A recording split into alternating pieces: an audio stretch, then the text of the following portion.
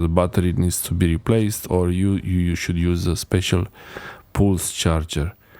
But with this charger, a normal charger, it's been sitting all night. It was very slow, 2 hours, and barely 2 lines were from zero. It was only 1 line.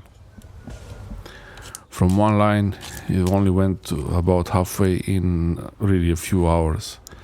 And this is the battery. It's a Bosch battery, and each car has a different format, a different layout.